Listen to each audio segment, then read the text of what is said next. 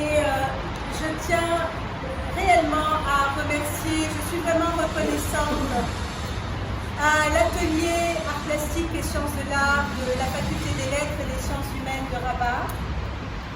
Je suis reconnaissante à cet atelier qui est un véritable poumon artistique dans cette ville. C'est un îlot de rencontre moléculaire, c'est vrai, mais intense. Et c'est un îlot de rencontre qui ouvre l'œil et l'esprit. Je suis très heureuse de vous voir, d'expérimenter avec vous votre résistance. Merci d'exister et de m'aider à continuer mon aventure artistique et mon enseignement avec tant de solidarité, d'abnégation et d'amour. Je sais ce qu'il vous faut pour être là avec moi toujours. Bien sûr, on doit remercier Rarbaoui, Djilali Rarbaoui, parce que c'est lui qui nous permet de nous rassembler aujourd'hui autour de l'art. Bien sûr, il faut remercier... The Bluetooth device is ready to pair. Puisqu'il organise cette formidable exposition. Et je réitère mes remerciements à la commissaire d'exposition, Rita Treki, et aux différents collectionneurs, à Tijali Wafa Bank, et puis d'autres partenaires qui ont permis de nous donner à voir ces œuvres absolument exceptionnelles. Alors je vais juste vous demander, il n'y a pas de table et de chaise en définitive, il n'y a pas eu d'autorisation. Très bien. Alors, ça vous dit les choses, comment elles se passent. Je vais juste vous demander un petit tabouret pour déposer les documents. Merci. Et donc, c'est ce qu'on appelle toujours un acte de résistance. Il faut tenir. Voilà, c'est vraiment dommage, mais nous allons quand même dispenser cette communication avec joie. Alors, le titre de la conférence aujourd'hui, le père de la modernité, Djilali Rarbaoui, une reconversion du regard. Un cliché, c'est une image sensorio-motrice de la chose. Comme dit Bergson, nous ne percevons pas la chose ou l'image entière. Nous en percevons toujours moins. Nous ne percevons que ce que nous sommes intéressés à percevoir, ou plutôt ce que nous avons intérêt à percevoir, en raison de nos intérêts économiques, de nos croyances idéologiques, de nos exigences psychologiques également. Nous ne percevons donc ordinairement que des clichés.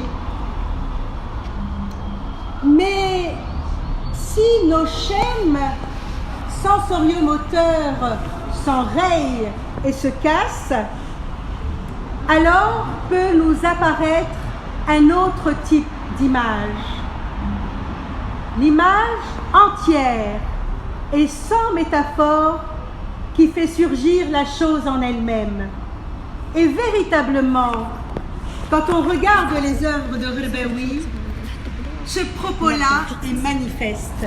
L'image entière et sans métaphore qui fait surgir la chose en elle-même. Alors, casser les chaînes sensorio-moteurs, telle me semble la tâche à laquelle s'est attelé ce père de la modernité, l'artiste Djilali Rarbaoui. Bien sûr, dans ce fameux travail indéterminé de l'art, jusqu'à élargir la perception, se défaire des clichés, autrement dit, opérer une reconversion du regard. Nous allons contextualiser parce que nous ne pouvons absolument pas tenir compte du travail de Djilali Ghorbaoui à l'écart du temps de son exécution. Le contexte et les circonstances de son évolution se situent, comme vous l'aviez vu, pendant les années 60, où une mutation du paysage mondial s'opère et d'ailleurs va toucher absolument tous les continents. Les années 60, de part et d'autre de la planète, il y a eu des progrès, il y a eu des guerres, des révolutions, des coups d'État qui vont agiter les pays. Bien sûr, vous connaissez ça, vous l'aviez étudié avec moi, les fameuses 30 glorieuses des pays développés, les premiers pas de l'homme sur la Lune, vous vous rendez compte, la télévision qui a des incidences sur l'émergence de la culture de masse et la guerre froide, politiquement, qui a coupé le monde en deux. Le théâtre des opérations ne va pas du tout s'arrêter. Ça s'étend partout. En Algérie, 1954-1962, le Vietnam aussi, la guerre au Vietnam, le conflit israélo-palestinien, les dictatures vont s'imposer en Amérique latine, la dictature des colonels en Grèce, la décolonisation et aussi l'émergence des pays du tiers-monde. Tout cela est absolument important à prendre en considération. Et vous savez quoi? L'Occident prospère et impérialiste d'après-guerre finit par être à un certain moment particulièrement remis en cause. Et des voix contestataires vont se faire entendre partout dans le monde. Aux États-Unis, avec Martin Luther King, I have a dream, j'ai un rêve, ou aussi Malcolm X. Il y a eu aussi la libération les mouvements de libération en Afrique, en Amérique latine, en Asie, en France, vous le savez, mai 68, etc. Mais vous savez quoi?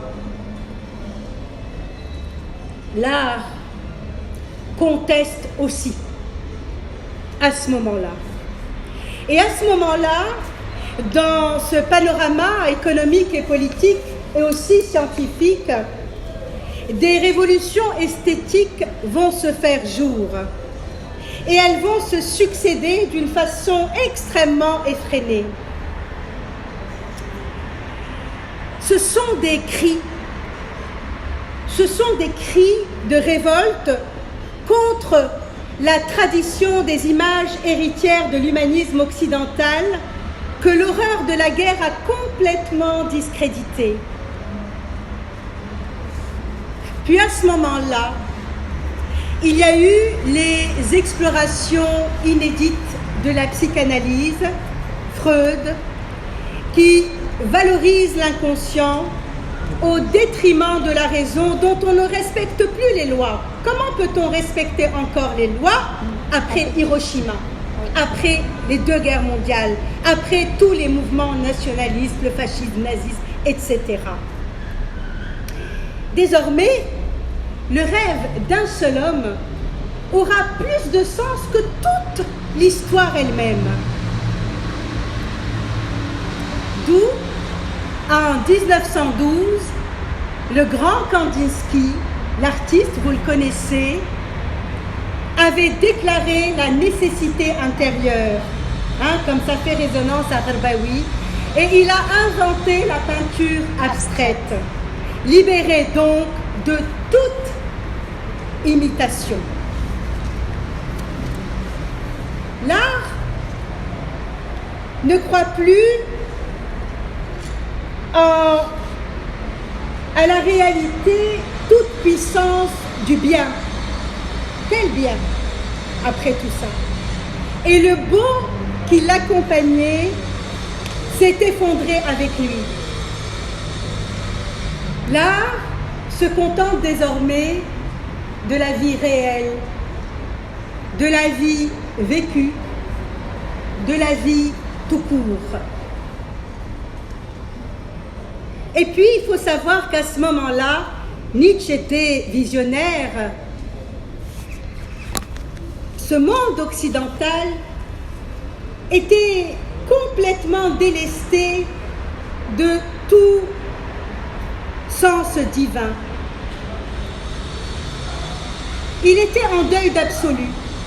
Comment peut-on croire encore à ce Dieu tout-puissant capable de sauver le monde alors que les pires barbaries étaient de ce temps? Eh bien, c'est dans ce contexte international, comme dit, je l'ai déjà dit, alimenté particulier avec l'Europe, anciennement colonisatrice, et des bourses décrochées par certains artistes pour y étudier l'art, que le peintre Gharbaoui, c'est dans ce contexte-là, ça nous dit des choses, n'est-ce pas, que le peintre Gharbaoui travaille et fréquente l'art du monde, qui prend acte d'ailleurs de la réalité de plusieurs façons différentes. Oui, c'est dans ce contexte international qu'il travaille, mais aussi, s'il vous plaît, c'est dans un contexte national que la peinture de Gharbaoui va évoluer. Qu'était-il ce contexte? C'est dans un contexte national, celui d'une société conservatrice, à l'époque archaïque et arbitraire, marquée par les stigmates de la colonisation. C'est dans ce contexte national-là aussi que Gharbaoui travaille. Alors, qu'en est-il de la modernité particulière de ce très grand artiste? Pourquoi il est moderne? Qu'est-ce que la modernité? Baudelaire m'a beaucoup aidé dans ma réflexion. Gharbaoui est surtout moderne parce qu'il a une attitude, un mode de relation à l'égard de l'actualité occidentale, mais aussi de l'actualité marocaine. Il est moderne parce qu'il a un choix volontaire. Il est moderne parce qu'il a une façon de regarder, une façon de sentir, une façon de penser. Il a une manière d'agir, de se conduire, qui marque à la fois une appartenance et se présente aussi comme une tâche à accomplir. Voilà pourquoi Gharbaoui est moderne. Et qu'est-ce qu'être un artiste moderne au Maroc, puisque nous savons que la modernité fait partie de l'histoire des idées de l'Europe occidentale, mais entendu comme cela, Gharbaoui est moderne. Vous avez vu cette exposition, vous avez vu cette peinture. Je vais vous en parler maintenant. Lorsque Gharbaoui peint, il ne travaille pas dans une tour d'ivoire. Lui aussi se révolte et désobéit au marasme culturel légué par l'administration coloniale conservatrice, qui considérait comme subversif tout ce qui paraît hors de la tradition. Si c'est hors de la tradition, c'est subversif, c'est interdit. Alors, Gharbaoui, revenu au Maroc de ses études des Beaux-Arts à Paris, il dit, je cite, vous m'entendez bien? Oui. Ça va? Tout le monde, même là-bas, Nadia? Très bien. J'ai senti, Rbaoui nous parle, voyez comme l'art nous rend éternels. Pas immortels, mais éternels. Rbaoui est avec nous. Comme on dit, il a peint pour un peuple qui n'existe pas encore, qui n'existait pas encore. Et c'est vous aujourd'hui, les jeunes Marocains et moins jeunes. Il dit, vous l'écoutez? J'ai senti qu'il fallait sortir de nos traditions géométriques pour faire une peinture vivante. Donner un mouvement à la toile, un sens rythmique et le plus important, en ce qui me concerne, trouver la lumière. Très étonnant. Je m'étonne encore quand c'est à penser réellement. Bien sûr, Rbaoui ne peint pas la réalité post-coloniale et l'orientalisme d'une manière explicite. Il a une attitude vis-à-vis d'elle. Rbaoui se libère du regard posé sur le Marocain en valorisant l'artiste dans son individualité.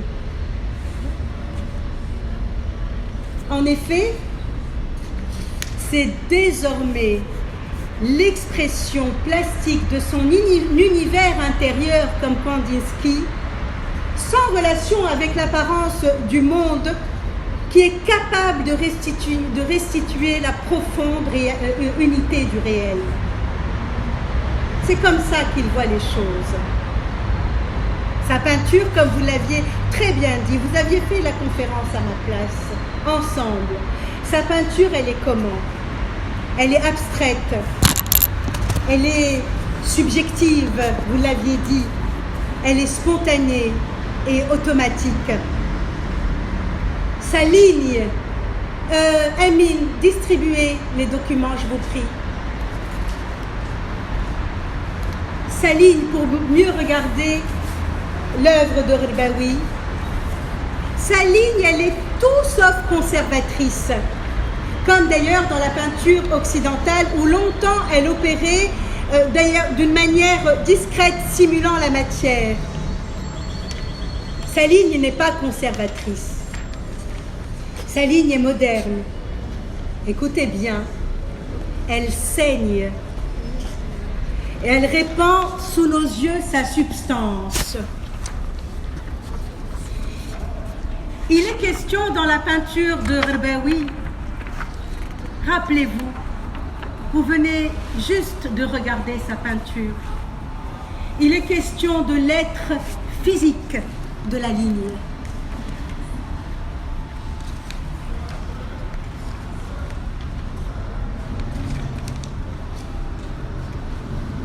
Quelle était la tâche à accomplir de Rbaoui? Quelle était sa tâche? La tâche de Rbaoui était de rompre avec l'inertie ambiante, de rompre avec les clichés. À travers quoi? Nous avions parlé de la ligne. Le trait. À travers le mouvement. Rompre avec l'inertie à travers le mouvement. Un mouvement comme désobéissance. Un mouvement comme maniement. Sa ligne énergique, vous l'aviez dit, fulgurante. Sa ligne n'obéit à aucune composition préétablie. Elle s'inscrit dans l'espace au hasard du geste. Elle prolifère en tous sens, devenant, regardez, entre la circonvolution, fouillis des lignes et arborescences multiples. Sa ligne est 1001 fois brisée. Elle est rompue, elle est reprise, elle est travaillée sous l'envers, l'endroit, et dans ses épaisseurs. Sa ligne, cette ligne, vous l'aviez vue, à certains moments, elle est devenue matière. Sa ligne est vagabonde. Elle est aussi soumise, vous aviez vu étonnamment, à un processus répétitif, engendrant des stéréotypes malgré tout. Incarcération, un enfermement, quelque chose comme ça, c'est bizarre. Elle flirte avec la forme. Elle se maintient un temps en forme ou figure, vous aviez vu, pour tout aussitôt, mais alors là, tout aussitôt, s'en échapper et retrouvant ce geste fusant dans l'espace. Ça, c'est Gherbaoui. Et si je vous parlais de sa couleur? Les couleurs de Gherbaoui, les couleurs de sa ligne. Les couleurs sont majoritairement sombres, n'est-ce pas, dark, noir, marron, ocre, bleu, violet et encore d'autres couleurs. Il y a eu du vert aussi, un vert lumineux, étonnamment. Et ces couleurs-là contrastent avec l'espace du tableau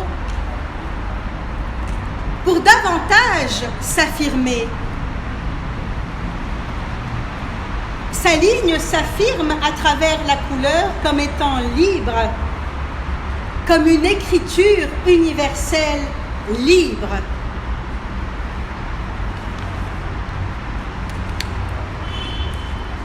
Toutefois, ça va?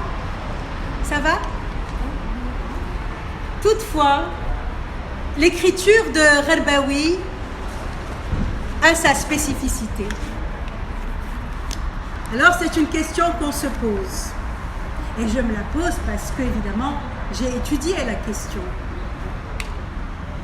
Est-ce que cette écriture n'est pas la reconversion plastique d'une des strates ancestrales de la mémoire vivante et spirituelle marocaine, celle constituée d'un des arts majeurs de l'islam, la calligraphie. Oui. De fait, la rigueur malléable de la lettre arabe, comme savoir-faire que vous savez séculaire, est un riche réservoir de formes, matières, couleurs, à explorer jusqu'aux limites de l'abstraction. L'abstraction, geste plastique inouï que Gherbaoui expérimente comme dans un état second où il parle lui-même de transe quand il peint. Et puis, ces propos me rapportent spontanément à la calligraphie, entendue comme la matérialisation sensible de la parole divine, que même le prophète de l'islam, rapporte-t-il, n'arrivait guère à en supporter la torpeur en état de veille. C'est dans l'évanouissement et la transe que s'effectuait souvent la révélation. N'est-ce pas, maman?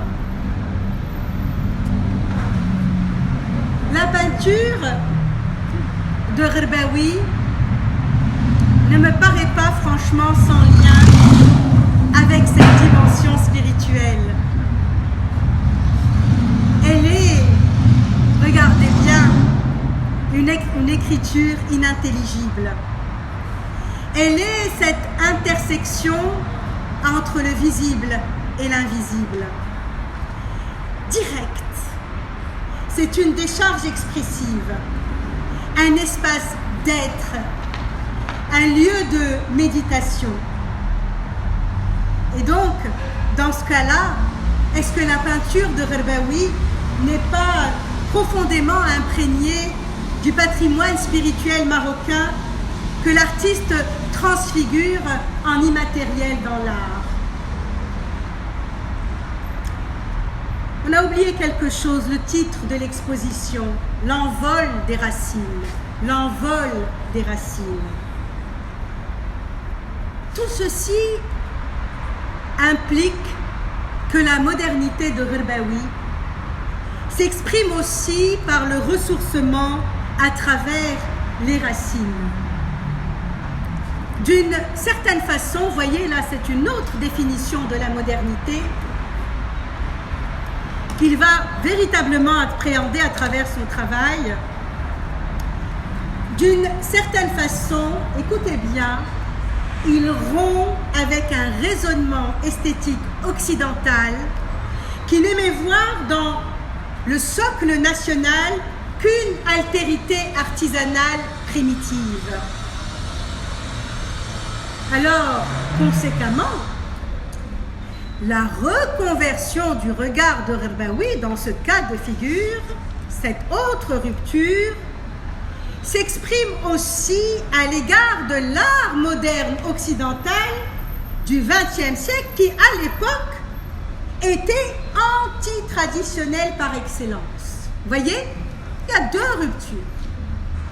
Rupture avec l'image héritière de l'humanisme occidental, la mimésis, mais aussi, paradoxalement, rupture avec cet Occident-là, cette modernité-là, qui était anti-tradition par excellence. Et là, Ghirbawi, à travers son intérêt pour son socle, vous avez entendu tout à l'heure artisanat, art, et bien là, il réhabilite son socle, il réhabilite la tradition. Alors, sincèrement, après longue réflexion, Ghirbawi, son œuvre, on dit oui, il a fait comme Michaud. Non. À force d'étudier, il a sa particularité. Ghirbawi ne suit pas une mode. Bien sûr, la mode n'est pas toujours péjorative, mais je l'entends d'une façon péjorative là. Ghirbawi ne suit pas une mode. Et en plus, il n'imite pas non plus l'art moderne occidental. Mais qu'est-ce qu'il fait? Ghirbawi, il s'en nourrit. Entre autres, d'ailleurs, source d'inspiration. Il réinvente cet art moderne occidental en imaginant le présent autrement, en le transformant, pas pour le détruire, mais pour le capter dans ce qu'il est.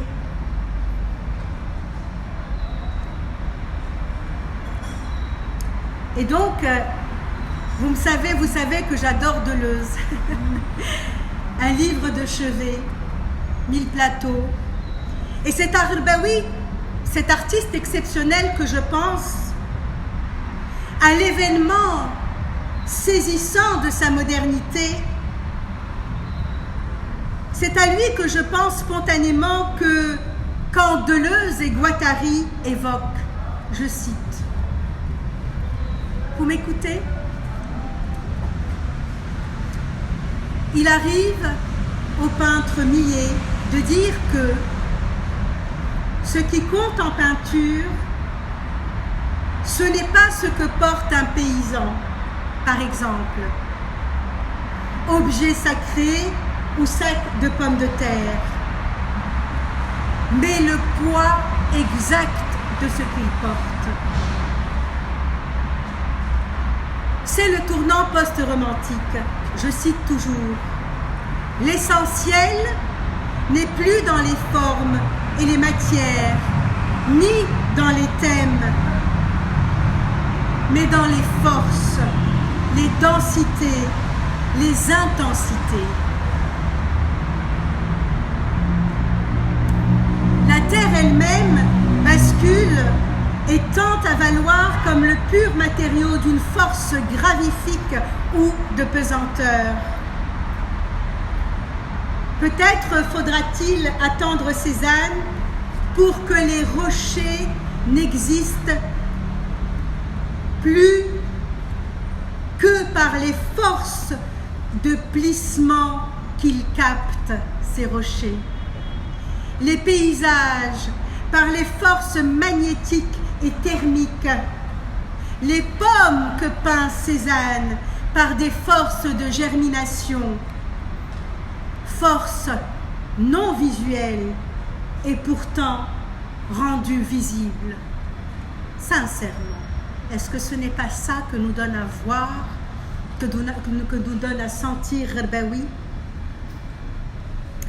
Puis aussi, cette modernité s'impose, à cette modernité s'impose la référence au travail esthétique laborieux de tout le groupe Souffle, dans lequel Gherbaoui a évolué en compagnie des poètes et d'intellectuels aussi éminents que Sfrioui, n'est-ce pas? Vous connaissez tout ça, Khatibi, Nissabouri, Mareni, Khaireddin, Labi et tant d'autres. Réhabilitant la mémoire marocaine dans son pluralisme séculaire, puis interrogeant ses paradigmes fondamentaux tout en étant ouvert à la modernité en marche dans le monde.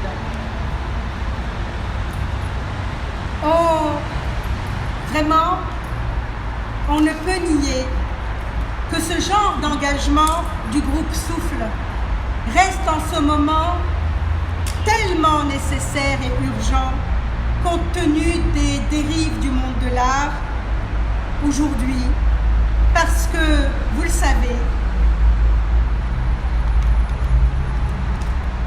soumis au système marchand, promotionnel et médiatique, à l'instar de la mode, du tourisme, de la gastronomie ou même de la parfumerie. Et donc, les fondements culturels sont encore et encore, s'il vous plaît, mes chers amis, à interroger, vous qui étudiez, mais aussi à conceptualiser et à intégrer dans une projection consciente dans la contemporanéité plastique en cours. Tout cela implique l'avant-garde saisissante de l'équipe Souffle dans un passé récent et édifiant où les prémices d'un monde de l'art existaient formidablement. Que nous reste-t-il de ces remarquables précurseurs? Je termine. Qu'est-ce qu'il nous reste de ces précurseurs? Existe-t-il un véritable monde de l'art au Maroc? Et de quel côté est-il actuellement? Est-ce qu'il est du côté de la joie?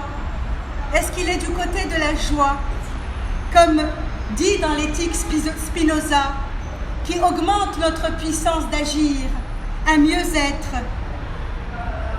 Ou est-ce qu'il est du côté du pouvoir, qui diffuse une certaine tristesse, favorisant un cynisme vulgaire, c'est-à-dire des artistes qui optent pour le pouvoir, l'institution, l'académisme des avant-gardes, la facilité du néant, le copiage ou l'inscription de leur travail dans une sorte de mode porteuse, attendue, mais aussi dans la constitution de bandes superficielles et effrayées qui écartent, élisent les artistes comme bon leur semble dans l'incapacité de concertation collégiale et scientifique. Ce ne sont que des questions. De quel côté est le monde de l'art aujourd'hui, ici et même ailleurs? Alors, je conclus.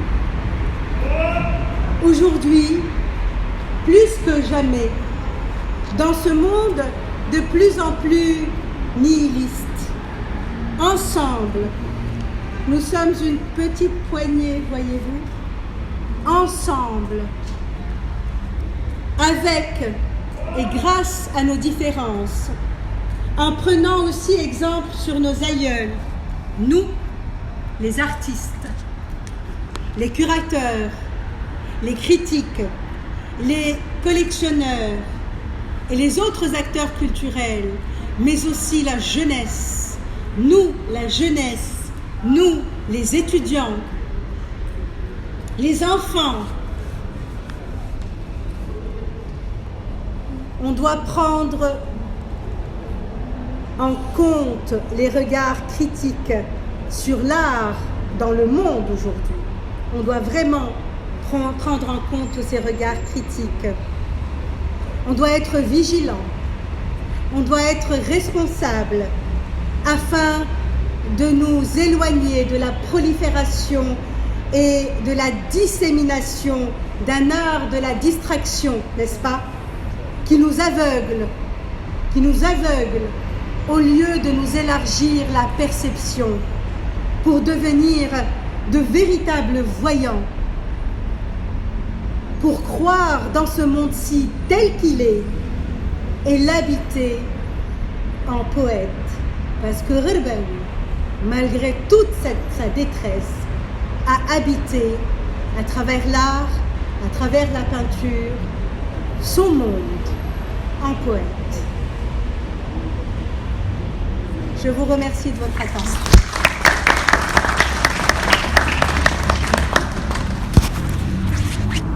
Alors voilà, c'est ce qu'a provoqué en amont cette visite d'exposition de Ghorbaoui. Et avec les moyens du bord, voyez-vous, on nous a offert cette partie de l'esplanade et nous sommes arrivés avec notre façon de vivre en poète, des petits tabourets pliables et toute la verve et l'amour pour l'art et aussi pour la transmission. Merci encore de votre présence, de la qualité de votre écoute et je suis disposée à vous écouter dans le cas de questionnement. Je vous laisse la parole.